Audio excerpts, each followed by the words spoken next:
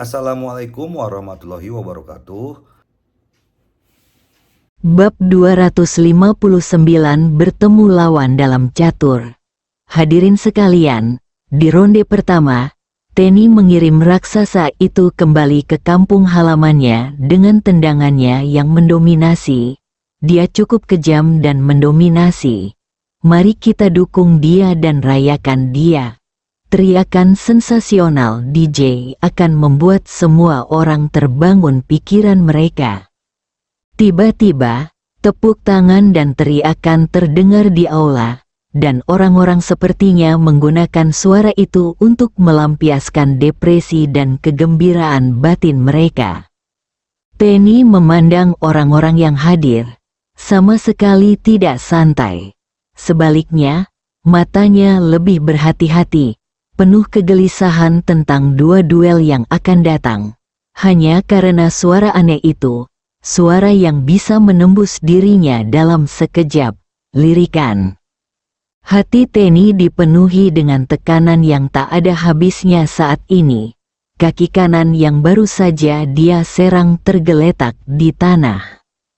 Perasaannya benar. Mata Henry melirik beberapa kali secara tidak sengaja dan memastikan bahwa kaki kanan Teni terluka. Kekuatan tendangan Lin Xingtan memang hebat. Namun raksasa yang barusan adalah raksasa.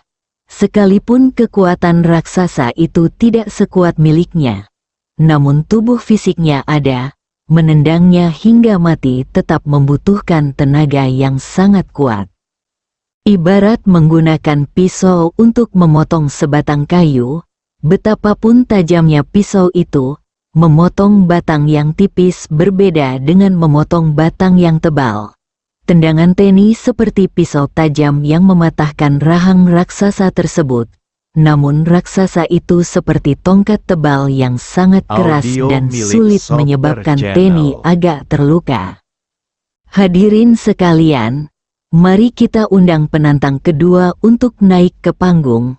Dia adalah Komar, yang telah meraih 10 kemenangan berturut-turut dalam tantangan juara Dark Knight Fighting Arena.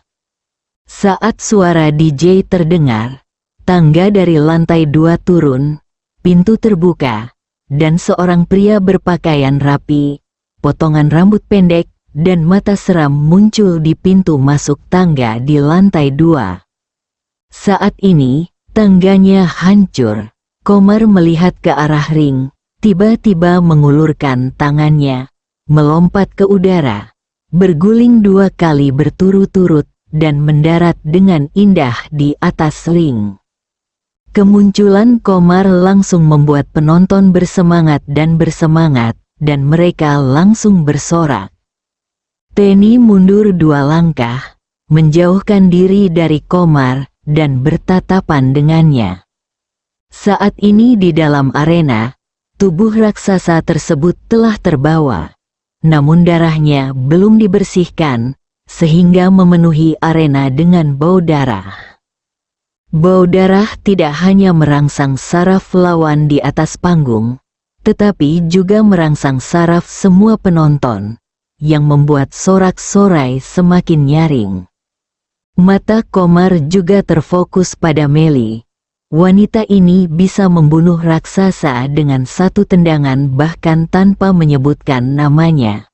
Ketika dia melihat ke kaki Meli, pengalaman bertarungnya yang kaya memberitahunya bahwa wanita di depannya terluka, dan ini adalah kesempatan yang sangat bagus baginya. Tolong silahkan. Komar menangkupkan tangannya ke arah Teni dan berkata dengan ringan. Teni menatap Komar tanpa berkata apa-apa, apalagi mengambil tindakan gegabah.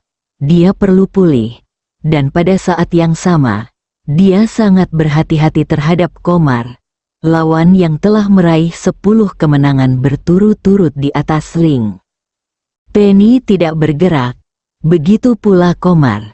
Dia tidak asing dengan tendangan Lin Xingtan, dan dia juga mengetahui perkiraan jumlah gerakan dalam Silu Quan.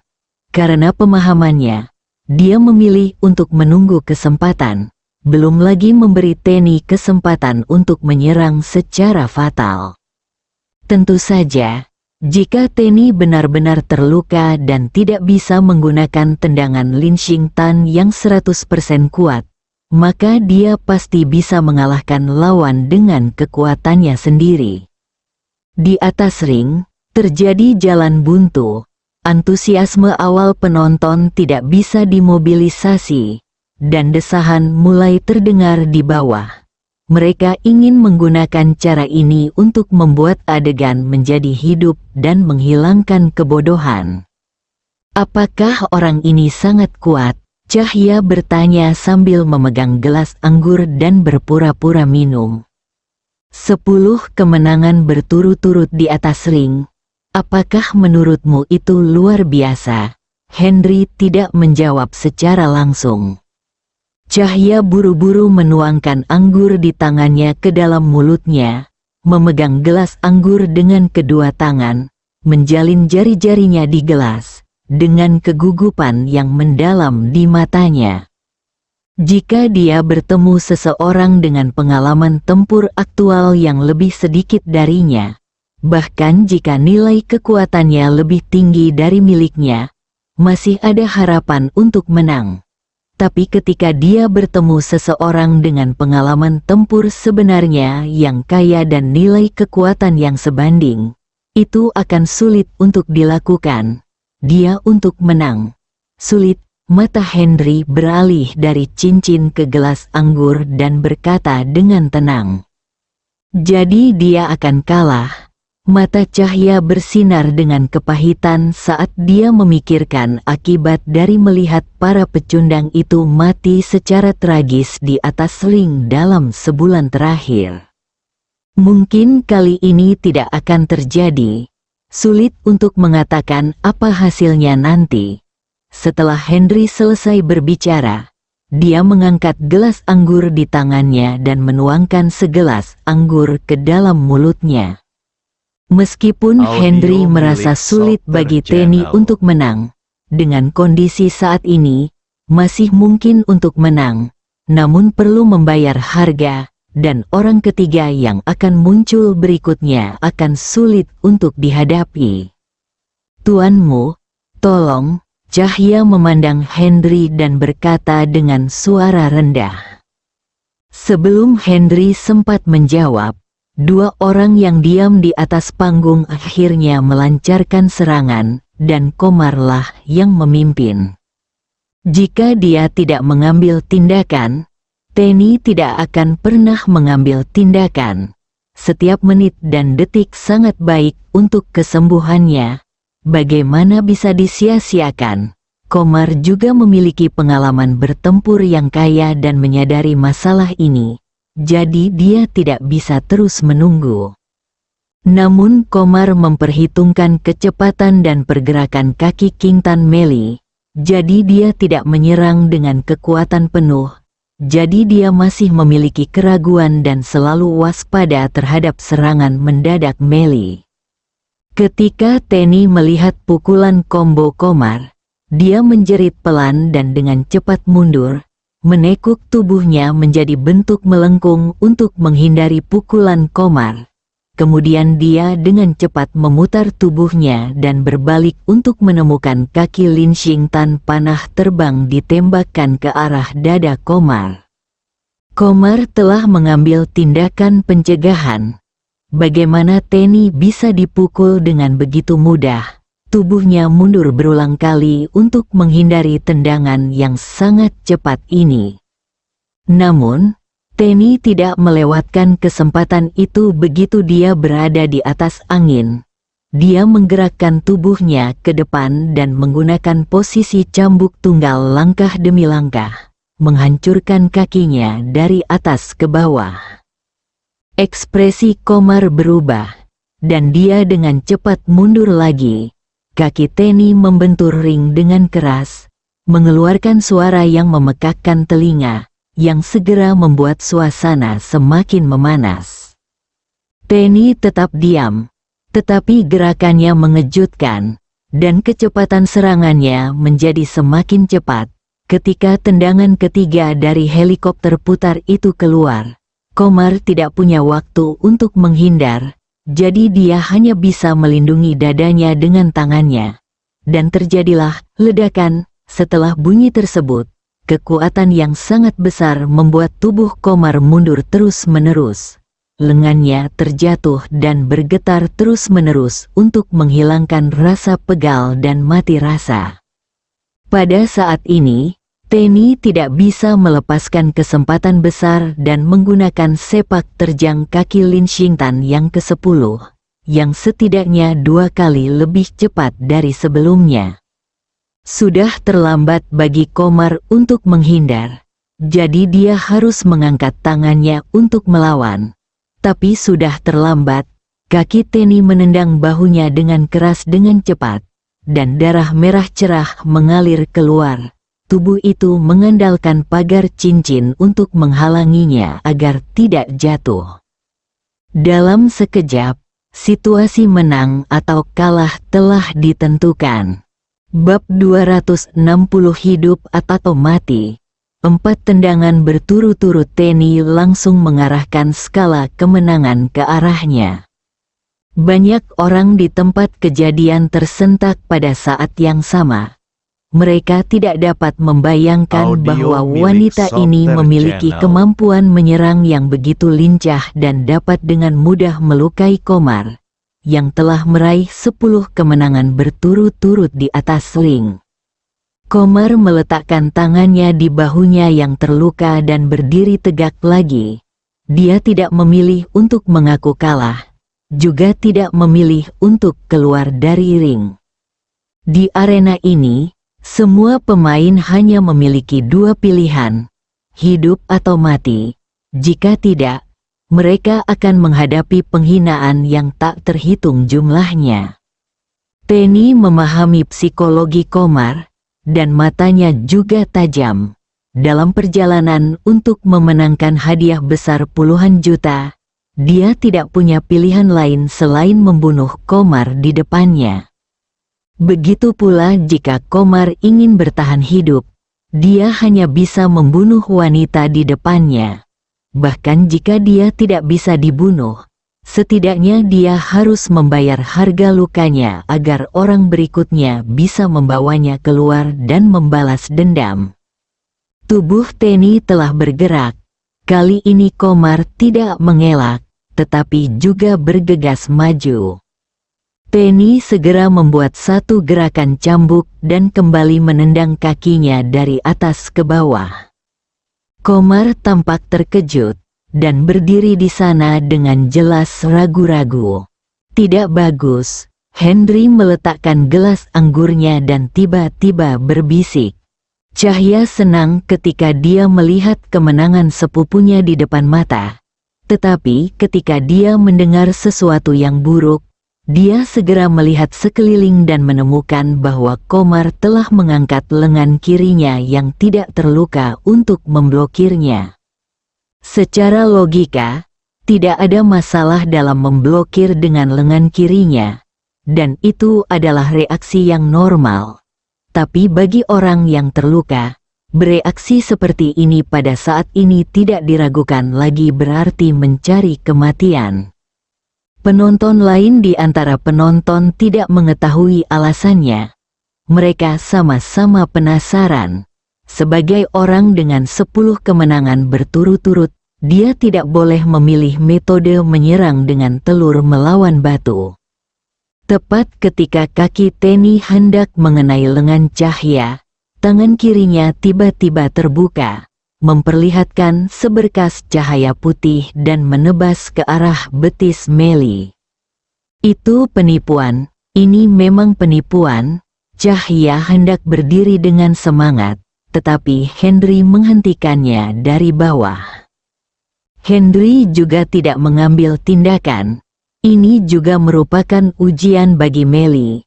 Jika kemampuan reaksinya tidak cukup untuk mengatasinya, dia tentu tidak akan memintanya menjadi pengawal Maryam karena dia khawatir. Semua orang di tempat kejadian juga melihat adegan ini, dan mereka semua tercengang. Serangan ini mungkin berarti akhir dari karir bertarung bagi seorang petarung yang berlatih Linshing Tan Kick. Jika Komar lebih berbahaya, dia mungkin akan membunuhnya tempat itu. Semua orang mengira bahwa di bawah serangan Meli, sudah terlambat untuk melarikan diri, dan beberapa orang bahkan menutup mata. Kaki kiri Tenny yang menopang tubuhnya tiba-tiba menendang ke atas, dan seluruh tubuhnya terjatuh ke belakang. Kaki kanan yang jatuh di udara secara alami kehilangan kekuatannya karena terangkatnya kaki kirinya, berhenti ke bawah, dan malah terangkat ke atas. Komar yang semula hendak memotong kaki Tenny dengan pisau, tiba-tiba tidak sempat melakukannya. Ia ingin memotong kaki kiri Tenny, namun jelas ia tidak bisa melakukannya lagi. Tubuhnya ingin mundur, tetapi langkahnya jelas lebih lambat, dan kaki Tenny menendang dari bawah ke atas. Komar bahkan tidak berteriak, tubuhnya melengkung di udara. Dengan suara boom, Komar terjatuh di atas ring, memutar tubuhnya 2 kali dan mati. Bang, Tenny meletakkan satu tangannya di tanah, melompat ke depan, dan mendarat dengan kuat di tanah. Tidak ada ekspresi di wajahnya, seolah-olah semua yang baru saja terjadi tidak penting dan normal. Mata Henry tertuju pada tubuhnya, mengetahui bahwa dia terluka lebih parah dan tubuhnya gemetar. Seluruh tempat kembali hening, terlepas dari apakah penonton memahami seni bela diri atau tidak. Apakah mereka dapat memahaminya atau tidak.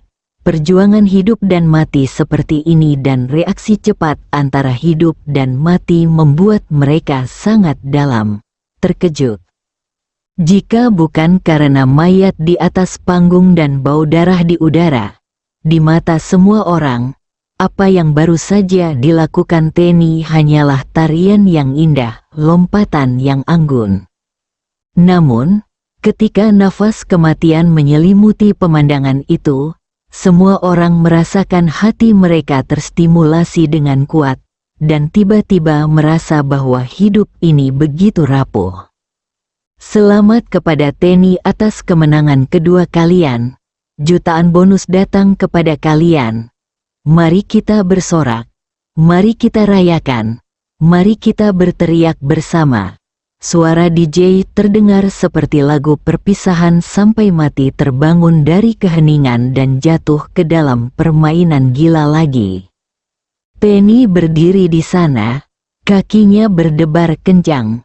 Setiap kali dia memukul dengan keras, seluruh tubuhnya terasa lemas. Ia kini sangat berharap game ketiga nanti bisa memberi dirinya waktu istirahat. Sekarang, ayo ajak penantang ketiga untuk tampil kejam. DJ itu ibarat musisi di hati, suaranya selalu terdengar saat tidak diinginkan. Kejam, ini tidak disengaja dan kejam, ini adalah pertarungan kejam antara hidup dan mati. Kematian? Ya, itu kematian. Tapi saya tidak tahu siapa yang akan jatuh. Seluruh penonton tidak tahu apakah mereka terstimulasi oleh pertumpahan darah yang terus-menerus atau anggur yang membius otak mereka. Tepuk tangan dan teriakan bergema di aula. Dengan teriakan gila, raungan gila, dan ketukan gila, seolah-olah mereka baru saja masuk ke dalam rumah dari dunia orang gila. Beberapa wanita bahkan berteriak keras, bahkan merobek-robek pakaiannya, melampiaskan fanatisme dan depresi batinnya. Saat ini, tempat kejadian telah diledakkan. Apa yang mereka lihat di mata mereka adalah Tenny, dan yang mereka harapkan adalah kekejaman. Pada titik tertentu, suara itu tiba-tiba menjadi lebih pelan, dan kemudian menjadi sunyi. Semua orang melihat ke arah ring, mata mereka penuh kebingungan dan ketakutan. Ya ampun, ada satu orang lagi di atas ring. Seorang pria berkulit putih dan tersenyum berdiri di atas ring. Jika melihat senyuman di wajahnya, semua orang pasti akan mengira bahwa dia adalah kakak tetangga, dan tidak ada aura berbahaya pada dirinya. Tetapi orang seperti itu muncul di sini, dan namanya adalah King King. Bagaimana mungkin hal itu tidak membuat orang merasa terkejut dan cemas di dalam hati mereka? Tenny baru saja bekerja keras untuk memulihkan kekuatan fisiknya, dan dia begitu fokus pada tubuhnya bahkan dia tidak menyadari bahwa Wu Qing akan datang. Henry sedang duduk di bawah panggung, memandangi orang yang kejam di atas panggung.